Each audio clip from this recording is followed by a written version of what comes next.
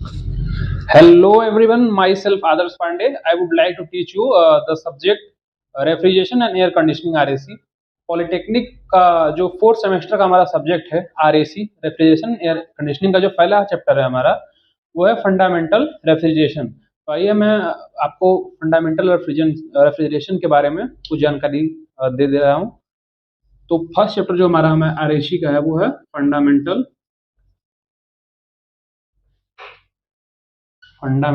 Refrigeration.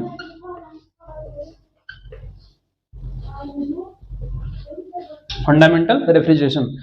तो fundamental refrigeration जो chapter है हमारा, उस चैप्टर को स्टार्ट करने से पहले हम रेफ्रिजरेशन और एयर कंडीशनिंग के बारे में थोड़ा अध्ययन कर लेते हैं। तो रेफ्रिजरेशन क्या होता है और एयर कंडीशनिंग क्या होता है। रेफ्रिजरेशन का ये मतलब होता है कि कोई भी छोटे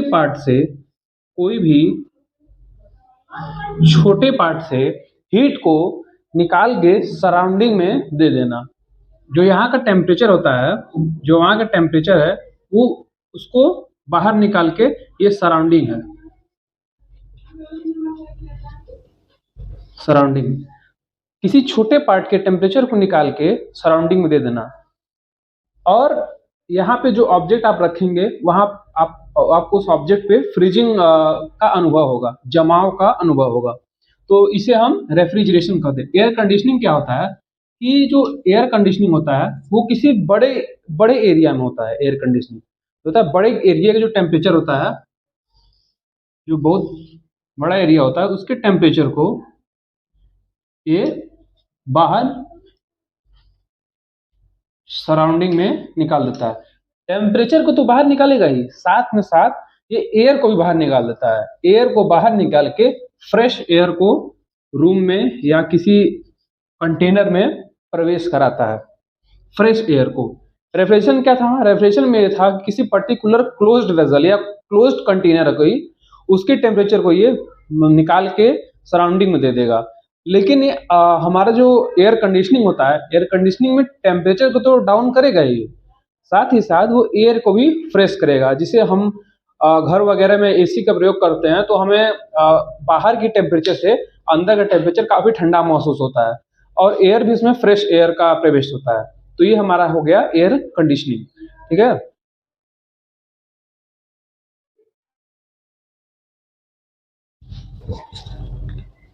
नेक्स्ट टॉपिक हमारा आता है एप्लीकेशन ऑफ रेफ्रिजरेशन। मतलब रेफ्रिजरेशन का प्रयोग कहाँ कहाँ किया जाता है। तो एप्लीकेशन ऑफ रेफ्रिजरेशन का एप्लीकेशन, तो इनका एप्लीकेशन में ये है, इनका यूज जो है वो कई जगहों में किया जाता है। जैसे आइस मेकिंग में किया जाता है। आप देखे होंगे कि बड़े बड़े फैक्ट्रियों में बर्फ वगैरह बनाया जाता है तो वहाँ पर रेफ्रिजरेशन का प्रयोग किया जाता है। फूड पैकेजिंग में किया जाता है, जैसे मछली उछली है, मीट वगैरह है, तो इनको पैकेज करने के लिए आइस वगैरह का प्रयोग किया जाता है। वो भी रेफ्रिजरेशन का एप्लीकेशन है। ठीक है। तमाम जैसे केमिकल इंडस्ट्रीज हैं, वहाँ पे इनका बर्फ वगैरह का प्रयोग किया जाता है, वहाँ रेफ्रिजरेशन का प्रयोग किया जाता है। आलू मिल है, जहाँ पे आलू रखा जाता है, जहाँ पे फ्रूट्स रखे जाते हैं, जहाँ वेजिटेबल्स रखे जाते हैं, वहाँ पे रेफ्रिजरेशन का प्रयोग किया जाता है। तो ये सभी सारे हमारे एप्लीकेशन है, मतलब रेफ्रिजरेशन के एप्लीकेशन। अब नेक्स्ट टॉपिक हमारा आता है air conditioning system. Air conditioning system next topic है।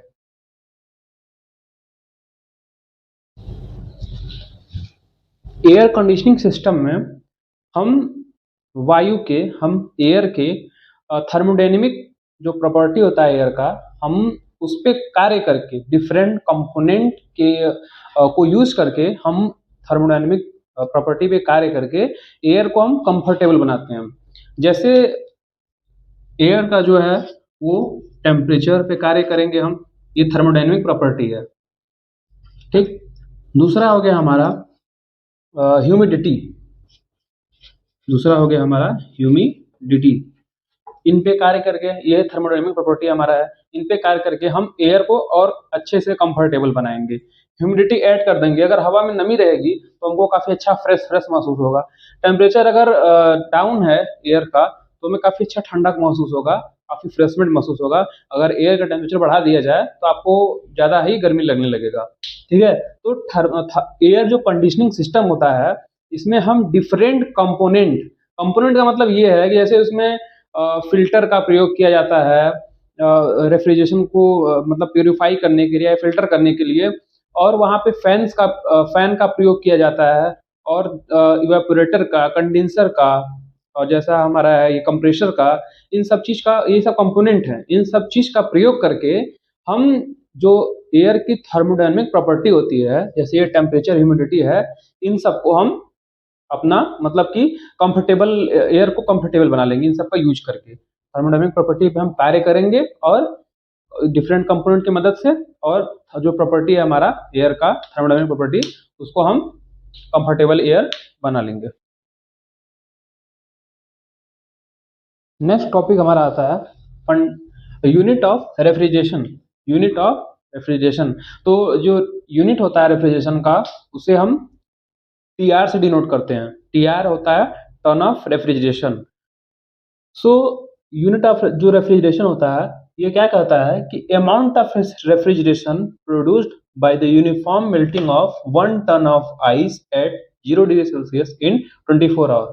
तो 24 घंटे में 0 डिग्री सेल्सियस पे 1 टन आइस का, ठीक है, 1 टन आइस का यूनिफॉर्म मेल्टिंग जो होता है, वही हमारा होता है अमाउंट ऑफ रेफ्रिजरेशन, जिसे हम टीआर से डिनोट करते हैं। तो हम ये जानते हैं कि जो आइस का लेटेंट हीट होता है, जो आइस का लेटेंट हीट होता है, वो कितना होता है?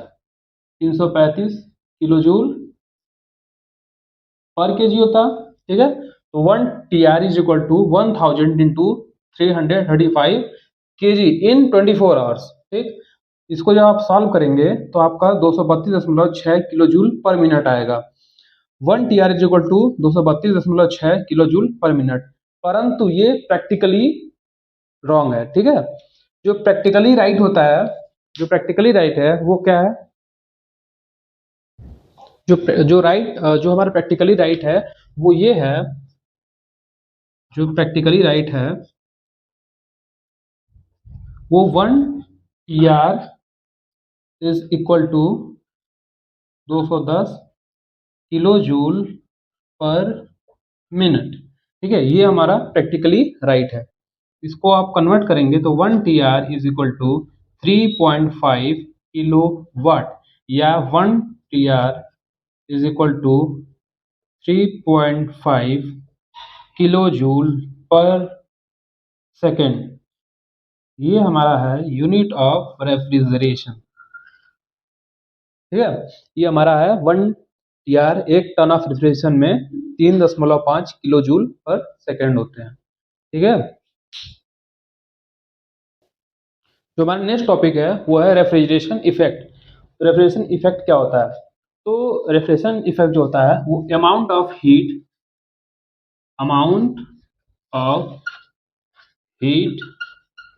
Extracted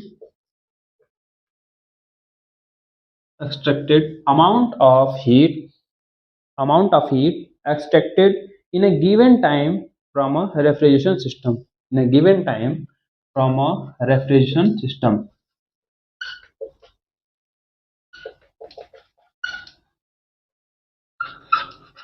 from a refrigeration system. ठीक है, जो रेफ्रिजरेशन इफेक्ट होता है हमारा, वो amount of heat extracted in a given time from a refrigeration system. कोई रेफ्रिजरेशन सिस्टम है उसमें से, जो अमाउंट ऑफ हीट होता है वो एक यूनिट टाइम में कितना निकाला गया, ये हमारा होता है रेफ्रिजरेशन इफेक्ट होता है। तो जो हमारा रेफ्रिजरेशन इफेक्ट होता है आरई, वो क्या होता है? जो रेफ्रिजरेशन इफेक्ट है हमारा आरई, वो क्या होता है? RE is equal to COP into work done होता है। COP into work done. COP का फुल फॉर्म होता है कोफिशिएंट ऑफ परफॉर्मेंस। इसके बारे में मैं आपको आगे बताऊंगा। परंतु यहाँ देख लीजिए जो रेफ्रिजरेशन इफेक्ट है वो सीओपी इंटू वर्क डन होता है। अब आते हैं अपने नेक्स्ट टॉपिक पे। नेक्स्ट है हमारा coefficient of performance of refrigeration, COP. COP क्या होता है?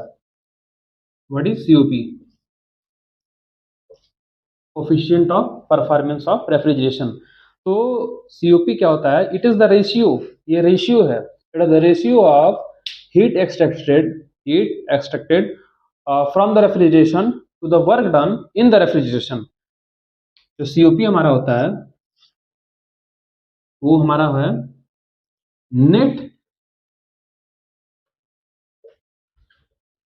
Refrigeration effect upon work done. ठीक है, COP is equal to net refrigeration effect upon work done. ये होता है हमारा सीओपी, कोफिशिएंट ऑफ परफॉर्मेंस। ये हमेशा एक से ज्यादा होना चाहिए। सीओपी जो होता है हमारा हमेशा एक से ज्यादा ही होना चाहिए। तो ये हो गया हमारा कोफिशिएंट ऑफ परफॉर्मेंस। अगला टॉपिक हमारा है, जो अगला टॉपिक हमारा वो है difference between COP and efficiency. COP और इफिशियंसी के बीच में डिफरेंस। तो ये फिगर बना हुआ है, ये हीट इंजन का लाइन डायग्राम है, ये रेफ्रिजरेटर का लाइन डायग्राम है, ये हीट पंप का लाइन डायग्राम है। ये T2 है हमारा, T2 हमारा होता है हीट सोर्स और ये हमारा होता है हीट सिंक। ठीक है, T2 हो गया, T1 हो गया और ये Q2 है, ये Q1 है। तो यहाँ पे क्या हुआ, वर्क डन जो होता है यहाँ पे वो है Q2 माइनस Q1। ठीक है, और यहाँ पे जो Q2 जो है यहाँ पे हमारा वो Q1 प्लस वर्क डन इन रेफ्रिजरेशन। ठीक है, और जो यहाँ पे Q2 है हमारा हीट पंप में वो Q1 प्लस वर्क डन इन हीट पंप। ठीक है, तो ये डायग्राम आप अच्छे से समझ गए होंगे, मैं आशा करता हूँ। Heat pump, heat engine, refrigerator और हीट पंप, ये तीनों डायग्राम लाइन डायग्राम है और इनका डायग्राम बनाने के लिए एग्जाम में विशेष रूप से पूछा जाता है। इनको आप अच्छे से ध्यान देंगे।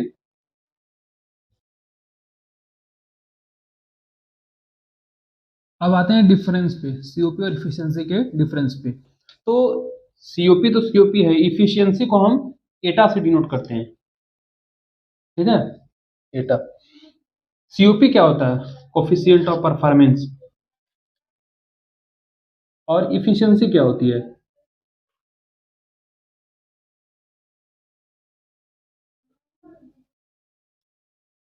तो जो हमारा सीओपी होता है वो यही तो होता है, नेट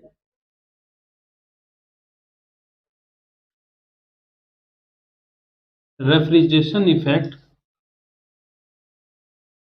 अपॉन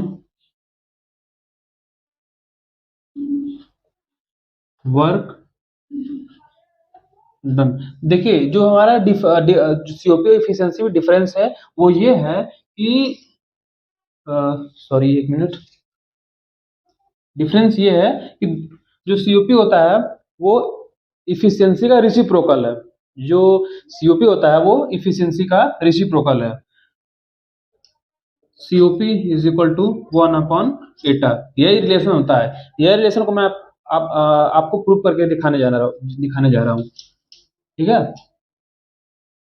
तो नेट रेफ्रिजरेशन इफेक्ट जो होता है हमारा वो होता है Q2 minus Q1। Work done जो होता है हमारा होता है वो Q2। ठीक है, और इफिशियंसी जो होती है हमारे वो होती है heat work done upon heat supplied.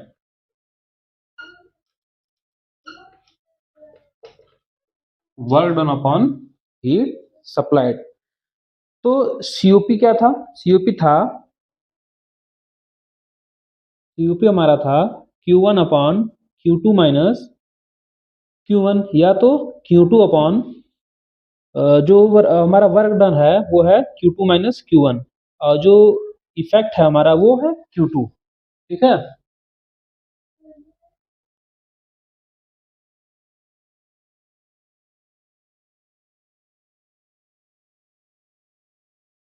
अब जो इफिशियंसी एटा है वो eta is equal to work done upon heat supplied होता है। तो वर्क डन होता है हमारा वो है Q2 माइनस Q1। ठीक है। हीट जो सप्लाइड है वो है Q2। डायग्राम में आप देखे थे जो हीट सप्लाइड था वो ऊपर से नीचे की तरफ था, तो हीट जो सप्लाइड हमारा वो है Q2, टेम्परेचर 2 से टेम्परेचर T1 की तरफ, T2 से T1 की तरफ हीट आ रहा था। Q2 जो आ रहा था वो Q2 से Q1 की तरफ आ रहा था। जो Q2 हमारा है वो हीट सप्लाइड है। ठीक है। तो ये हो गया हमारा इफिशियंसी, ये हो गई हमारी COP। ठीक है। इफिशियंसी हो गई और ये COP हो गई। तो COP जो थी वो Q2 अपान Q2 माइनस Q1 थी। जो इफिशियंसी है वो Q2 माइनस Q1 अपान Q2। ठीक है। तो ये एक दोनों के रिसिप्रोकल हो गए। तो जो हमारी COP थी तो हम ये कह सकते हैं COP is equal to 1 upon eta या 1 अपॉन इफिशियंसी। ठीक है। 1 अपॉन इफिशियंसी, यही हमको प्रूव करना था। यही हमको प्रूव करना था। तो यही रिलेशन है COP और इफिशियंसी के बीच की, यही रिलेशन है। लास्ट टॉपिक हमारा, अगला लास्ट टॉपिक हमारा है relation between COP of pump and COP of R, coefficient of performance of pump and coefficient of performance of refrigerator. ठीक है। तो जो COP होती है हमारी पंप की, वो होती है वो Q2 upon Q2 minus Q1, और जो COP होती है हमारी रेफ्रिजरेटर की वो होती है Q1 upon Q2 minus Q1। ठीक है। तो ये पंप की हो गई, ये हो गई रेफ्रिजरेटर की। तो इन इन दोनों के बीच में रिलेशन निकालना है हमको, इन दोनों के बीच में रिलेशन निकालना है। तो हम रेफ्रिजरेटर का जो COP होता है इसमें +1 ऐड करके देखते हैं तो क्या मिलता है हमको। तो जो हमारा COP है रेफ्रिजरेटर का वो है हमारा Q1 upon Q2 minus Q1। इसमें हम +1 यदि ऐड करते हैं तो ये हमारा हो जाएगा Q2 माइनस Q1, ये Q1 हो गया प्लस Q2 माइनस Q1। ठीक है। Q Q1 ये प्लस का है, ये Q1 माइनस का है, तो ये दोनों कैंसिल हो जाएंगे। लास्ट में जो हमारा शेष बचेगा वो होगा Q2 upon Q2 minus Q1। तो जो COP रेफ्रिजरेटर का है, अगर हम COP रेफ्रिजरेटर में अगर हम +1 को ऐड कर देते हैं तो हमारा Q2 upon Q2 minus Q1 आता है, जो कि हीट पंप का COP है, जो कि हीट पंप का COP है। तो हम ये अच्छे ढंग से कह सकते हैं कि जो COP ऑफ पंप होता है वो COP रेफ्रिजरेटर +1। ये रिलेशन जो हमारा निकल के आया है वो हीट पंप और रेफ्रिजरेटर के बीच के रिलेशन के बीच का ये COP है। Coefficient of performance of pump is equal to coefficient of performance of refrigerator +1, यही रिलेशन होता है। तो इसी तरीके से मैं वीडियो ज़्यादा लंबा हो गया, मैं वीडियो खत्म करना चाहता हूँ। और आप सभी को मेरे चैनल पे आने के लिए धन्यवाद। Have a nice day.